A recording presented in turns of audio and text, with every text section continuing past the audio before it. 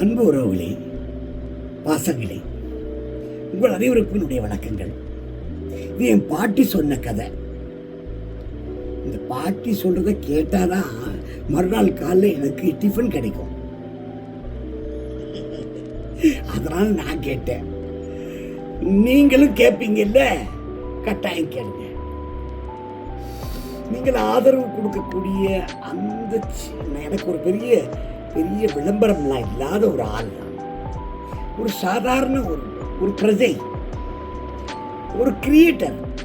எனக்குள்ளார நிறைய ஆசைகள், நிறைய விஷயங்கள் இருக்கு. இதை வெளிப்படுத்துறதுக்கான வாய்ப்பு கிடைச்சிருக்கு. விடுவனா ஒரு கதை சொல்றேன் கேளுங்க. பார்வதின்னு ஒரு அம்மா அந்த கிராமத்துல இருக்குது. அவங்க வீட்டுக்காரன் கண்ணன்னு பேர். அவருக்கு வேலை இதுன்னு கேட்டீங்கன்னா மாட்டு வண்டி ஓட்டுறது. அப்படி ஓட்டும் போது ஒரு தடவை தவறுதலா கழனிடமா வண்டி சாஞ்சி அவரு இறந்துட்டார். பையன் நல்ல பையன், ஒரே பையன். அவன் படிச்சிட்டு இருந்தான். பையன் ஸ்கூல் படிப்பை முடிச்சுட்டான தவிர காலேஜுக்கு போறதுக்கு வசதி இல்லை. அம்மாவுக்கோ உடம்பு சரியில்லை, அப்பாவும் இல்லை. என்ன பண்ணுவோம் அந்த குழந்தை? பாவம். கொஞ்சம் யோசனை பண்ணி பாருங்க. எப்படியோ தத்தரிச்சு முத்தரிச்சு போய் எப்படியாவது பண்ணணும். இனிமே காலேஜ் படிக்க முடியாது. காலேஜ் படிக்கிறதுக்கான வாய்ப்புகள் இல்லை. கதவுகள் மூடப்பட்டு விட்டன அப்படிங்கிறது மட்டும் அவனுக்கு நல்லா தெரியுது. அவன் என்ன பண்றான்? ஒருத்தர்கிட்ட போய் வேலை கேட்கலாம். ஐயா, எனக்கு வேலை கொடுங்க. எந்த வேலை கொடுத்தாலும் நான் செய்யறேன். சரி, என்கிட்ட ஒரு குதிரை இருக்கு, மாடு குதிரை வண்டி இருக்கு. அந்த வண்டியை எடுத்து நீ ஓட்டுவியா? மாட்டு வண்டி ஓட்டுவியா? எங்க அப்பதான் மாட்டு வண்டி ஓட்டுவாரு. எனக்கு மாட்டு வண்டி ஓட்ட தெரியாது, குதிரை வண்டி ஓட்டுவேன். சரி, நீ குதிரையை பூட்டி இவன் வண்டி ஓட்டி காட்டு அப்படின்னு இவன் வண்டி உட்கார வச்சு வண்டி ஓட்டி காட்டுறான். அவங்க மனைவி, இவர் பேர் நமச்சிவாயன். நமச்சிவாயன் சொல்றாரு, சரியா நீ வேலைக்கு சேர்ந்துக்கோ. நீ வண்டியில எனக்கு கொஞ்சம் கல்யாணம் காட்சின்னா கொண்டு போய் போறதுக்கு வரத்துக்கு எனக்கு வசதியா இருக்கும். எனக்கு குதிரை வண்டி ஓட்டு. மாசம் ஆனா உனக்கு ஏதாவது கொடுக்குறியா? சாப்பாடு இங்கே சாப்பிட்டுக்கோ அப்படி. காமாட்சி வேணாலும் சாப்பாடு போட்டுருப்பான் அவனுக்கு அப்படிங்கிறார். காமாட்சி அம்மாவுக்கு என்னன்னு கேட்டீங்கன்னா, அவன் தம்பி இப்படித்தான் இருப்பான். அதனால தம்பியோட நினைப்பு இந்த பையன் மேல வருது. ஒரு ஆசை தானே, ஒரு தம்பி மாதிரி இருக்கானே அப்படின்ற ஒரு பிரியம். அவனும் நல்லா கவனிச்சுட்டு ஒரு 3 மாசம் குதிரை வண்டி ஓட்டிட்டு இருக்கான். இவங்களும் சந்தோஷமா இருக்காங்க. 4வது மாசத்துல அவனை ஒரு நாள் கூப்பிடுறாரு. அந்த ஊர்ல என்ன பெரிய விசேஷம்னா, அந்த பேசிக்கிறாங்க, ஆனா உண்மையா பொய்யான்னு தெரியாது. அங்க ஒரு பெரிய மலை இருக்கு, ஊரை தாண்டி இருக்கு. அந்த மலை மேல ஒரு நவரத்தினங்கள் கொட்டி கிடக்குது. அதை போய் எடுக்க முடியாது, ஏன்னா மலை மேலேயும் ஏற முடியாது. எப்படி போறதுன்னு தெரியாது. அப்படி இவரு ஒரு ஐடியா பண்றாரு. பையன் மாட்டினான், இவனை வச்சு நம்ம ஏதாவது நவரத்தினம் எடுப்போம் அப்படின்னுட்டு இந்த பையன் என்ன பண்றாரு, ஒரு பெரிய எருமத்தோடு சந்தையில வாங்கி வந்து அந்த எருமத்தோலை வச்சு வண்டியில வச்சு போலாம் வாடான்னு போறாங்க. ஏறக்குறைய ஒரு 8 மைல் தூரம் போயிட்டாங்க. ஒரு பெரிய மலை அப்படியே நிக்குது. அங்க நீ படுத்துக்கடா, இங்க இந்த எருமை தோல் மேல படுத்துக்கிறான்னு சொல்லிட்டு அவரை சுத்தி ஒரு கயிறு போட்டு கட்டி எருமை மாடு படுத்துங்கிற மாதிரியே ஆக்கிட்டாரு. இவர் மரவா வந்து மரத்தாட்ட வந்து முடிச்சுக்கிட்டாரு. பையனுக்கு புரியல என்ன நடக்குது, ஏது நடக்குதுன்னு ஒன்றும் புரியல. ஆனா என்னமும் முதலாளி சூழ்ச்சி பண்றாரு, நம்மளை வச்சு ஏதோ பண்றாரு அப்படிங்கிறது மட்டும் தெரியுது. நம்ம ஏழை, நம்ம ஒன்றும் பெருசா அவரை எடுத்து போட முடியாது. அவர் கொஞ்சம் வசதியான ஆர்வம் கூட. என்ன பண்றது தெரியல. சரி படுத்துக்கோன்னு படுத்துக்கிட்டான். கொஞ்ச நேரத்தில் பார்த்தீங்கன்னா ஒரு 2 பெரிய கழுகுங்க வந்து இவனை தூக்கிட்டு போயிடுச்சு. தூக்கிட்டு போய் கொண்டு போய் மலை மேல கொண்டு போய் போட்டுடுச்சு. போட்டோன்னு கீழே உருண்டு கீழே பிறண்டு அடிபட்டு கை காலில் அடிபட்டு அப்படி பார்க்குறான். அந்த 2 கழுகுல உட்காந்துட்டு இவனை காலி பண்ணலான்னு அதுங்க பார்க்குது. இவன் என்ன பண்றதுன்னு தெரியாம முடிச்சுட்டு இருக்கான். கீழே முதலாளி அங்கிருந்து என்னமோ சைகை காமிச்சிட்டு இருக்காரு. இப்படி பண்ணு இப்படி பண்ணு அப்படி என்ன பண்றதுன்னு தெரியல எனக்கு. இந்த கை காட்டி பேசிக்கிட்டே இருக்கிறத பார்த்த உடனே ஒரு கழுகு பறந்து போய் அது முதலாளி தூக்கிட்டு போயிடுச்சு. தூக்கிட்டு போய் என்ன பண்ணுதுன்னு தெரியல. இப்ப கடகட கடகடன்னு அங்கிருந்த நவரத்தனங்கள்லாம் பொறுக்கி எடுத்து இந்த எருமை தோல்ல கட்டி அப்படியே மூட்டையா கட்டி என்ன பண்றதுன்னு யோசனை பண்ணேன்னா ஒரு கழுகு இவனை கொத்துறதுக்கு வருது. டக்குன்னு அது காலை பிடிச்சிட்டான். காலை பிடிச்சிட்டா அதுக்கு அப்படியே பறந்துட்டே போகுது. ஆத்து மேல பறக்குது. ஒரு ஆத்துல ஒரு மீன், ஒரு பெரிய மீனை பார்த்த உடனே இவனை விட்டுடுச்சு. இவன் அப்படியே அந்த எருமை தோல் நவரத்தனங்களோடு தண்ணியில கீழே விழுந்துட்டான். விழுந்து அப்படியே இவனுக்கு எந்த ஊர்ல இருக்கும் என்ன ஏது ஒன்றும் தெரியல. ஆச்சு ஒரு நாள் ஆச்சு, 2 நாள் ஆச்சு, 3 நாள் ஆச்சு. முதலாளி போன கதையும் தெரியல. காமாட்சி ஒரே குழப்பம்.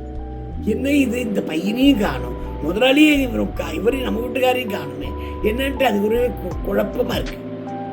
உடனே இவன் என்ன பண்ண முடியலமா எழுந்து அந்த எருமை தோலை எடுத்து அழகா எடுத்துட்டு வந்து வீட்டுக்கு வந்து காமாட்சி மாட்டு விஷயத்த சொல்றான்.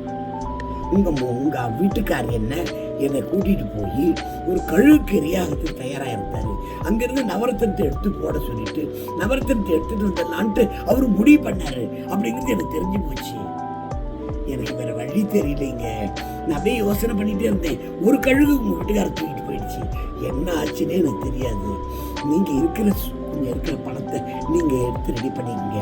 இனிமே உங்களுக்கு நான் காவல், இனிமே நான் உங்களுக்கு ஒரு தம்பி, நீங்க வாங்கன்னு சொல்லிட்டு அவங்க அம்மாவையும் கூட்டிக்கிட்டு அவளும் கூட்டிக்கிட்டு போய் பக்கத்து ஊர்ல போய் முள்ளமா அங்க தங்கி வீடு எடுத்து தங்கி அப்படியே முள்ளமா என்ன வேலை கிடைக்குது அப்படியே முள்ளமா பார்த்துட்டே இருந்து ஒரு கடையை ஒன்று பார்த்து ஒரு கல் எடுத்து போய் ஒரு நகரத்துல விற்று அந்த கிடைச்ச பணத்தை கொண்டு வந்து ஒரு வியாபாரம் பண்ணி கொஞ்சம் எனக்கு பிடிச்சி போய் திரும்பவும் இன்னொரு கல்லை எடுத்து போய் விற்று அந்த வியாபாரத்தை விரிவு பண்ணி ஒரு ஹார்ட்வேர் ஸ்டோர் மாதிரி ஒன்று உருவாக்கி அப்படியே அதுலேயே ஒரு பெயிண்டிங் கடை ஒன்று வச்சு அதுலேயே ஒரு இரும்பு கம்பிகளை வாங்கி போட்டு வியாபாரம் பண்ணி நேர்மையா வியாபாரம் பண்ணி பண்ண. யார் ஒருத்தன் நேர்மையா உழைச்சி சம்பாதிக்கணும்னு நினைக்கிறானோ அவன் முன்னேறுவான். யார் ஒருத்தன் இன்னொருத்தனை அழிச்சு அவன் மூலமா கிடைக்கிற பணத்தை ஏதோ நவரத்தனத்தை வச்சு நம்ம பெரிய ஆளா இல்லான்னு நினைச்சான்னா அவன் காணாமையே போயிடுவான். அப்படிங்கிறது விதி. இது இயற்கையோட விதி, யாராலும் மாற்ற முடியாது. காமாட்சி ஏத்துக்கிட்டாங்க. தன்னுடைய கணவன் ரொம்ப நல்லவே இல்லைங்கிறது அவனுக்கு நல்லா தெரியும். இந்த பையன் தன்னோட தம்பி சாயில் இருக்கான். இந்த பையனை என்ன பண்ணுவானோ என்ன பண்ண போறானோன்னு யோசனை பண்ணிட்டு இருந்தது சரியா போச்சு. பிள்ளை கிடையாது, குட்டி கிடையாது, ஒண்ணும் கிடையாது. அவளுக்கும் கொஞ்சம் சொத்து இருந்தது, கொஞ்சம் பணம் இருந்தது. அதை எடுத்துட்டு வந்து எல்லாத்தையும் போட்டு அவங்களையும் ஒரு அக்கா ஒரு அம்மா 2 பேரையும் அவன் வச்சு கவனிச்சு வியாபாரத்தையும் பார்த்து அந்த ஊர்லயே ஒரு பெரிய ஆள் ஆயிட்டான். யோசனை பண்ணி பாருங்க. அங்க பார்த்தாரு ஒருத்தர், ரொம்ப ஒரு நாளா அவனை வாட்ச் பண்ணிட்டே இருக்கிறார். எப்படி உழைக்கிறான், எவ்வளோ கஷ்டப்படுறான், சந்தைக்கு போகிறான், பொருள் வாங்கிட்டு வரான், என்ன பொருள் தேவையான பொருளை போடுறான், இவன் முன்னேறுவான் அப்படின்ட்டு அவன் பொண்ணை கொண்டு வந்து அவர்கிட்ட பேசுகிறான். நீங்கள் யாருமான்றார். நான் அந்த பையனோட அக்கா. நீங்கள் யாருமா? நான் அந்த பையனோட அம்மா. அம்மா, நான் அந்த ஊரில் நான் ஒரு பஞ்சாயத்து தலைவராக இருக்கேன். என்னுடைய ஒரே மகள், அவளை நல்ல ஒரு நேர்மையானவனுக்கு கொடுக்கணும்னு என்னோட ஆசை. நானும் ஏறக்குறைய 2 வருஷமா பார்க்கிறேன். இந்த பையனுடைய நடவடிக்கைகள் எனக்கு ரொம்ப பிடிச்சிருக்கு. நேர்மையான பையன், உழைச்சி முன்னேறணும்னு நினைக்கிறான். அவளுக்கு என் பொண்ணை கொடுக்கறதுல உங்களுக்கு எதுவும் ஆட்சேபனை இருக்கா அப்படின்னு கேட்குறேன். அதெல்லாம் ஒன்றும் இல்லைங்க. இந்த பொண்ணு நாங்கள் தங்க மாதிரி பார்த்துக்குவோம். எங்கள் வீட்டில் பொண்ணு கிடையாது. இவங்க பையனுடைய அம்மா, நான் பையனுடைய அக்கா. நாங்கள் 2 பேரும் அந்த குழந்தைய அழகாக பார்த்துக்குவோம். ஒன்றும் பெரிய விஷயம் கிடையாது. எங்ககிட்டயும் நிறைய சொத்து இருக்கு, ஒன்றும் பிரச்சனை இல்லை, நல்லா பார்த்துக்குவோன்னு சொல்லி ரொம்ப அழகா பிரச்சனை இல்லாமல் இறைவன் அருளால அந்த கல்யாணம் சிறப்பாக நடந்து முடிஞ்சதுங்க. ஒரு மனிதன் ஆசைப்படலாம், தப்பில்லை. பேராசைப்படும் போது அந்த மனிதனை யாராவது ஒருத்தர் அழிச்சிருவாங்க. அது கழுகு மூலமா அந்த அழிவு வந்து சொல்லுங்க. இந்த நல்ல உண்மையானவன் இவன் உண்மையானவன். இவன் போய் அங்கே போய் மயங்கி விழுந்த உடனே கிடைச்சது எடுத்தான், கொண்டு வந்தான், ஏதோ ஒரு கடை வச்சான், முன்னேறினான். முன்னேறி ஒரு மனைவியோட நல்லபடியா ஒரு குழந்தை குட்டியோட நல்லா வாழ்ந்தான். நாம அவனை வாழ்த்தணுமா இல்லையா? இல்லையா? உண்டா இல்லையா? ஒரு அக்கா, கூட பிறக்காத ஒரு அக்கா இருந்தா ஒரு அக்காவா ஏத்துக்கிட்டான். தன்னுடைய தாய் உடம்பு நல்லா பார்த்துக்கிட்டான். நல்ல அந்த குடும்பத்தை, தன்னுடைய மனைவி, குழந்தைகளை எல்லாம் சீரா பார்த்துக்கிட்டான். மாமனாருக்கும் திருப்தி, ஊருக்கும் திருப்தி, எல்லாருக்கும் சந்தோஷம். உங்களுக்கு சந்தோஷம் தானே? எங்க பாட்டி கதை எனக்கு பிடிச்சிருக்கு, உங்களுக்கு பிடிச்சிருக்கா? சந்தோஷம், மகிழ்ச்சி, வணக்கங்கள், வாழ்த்துக்கள்.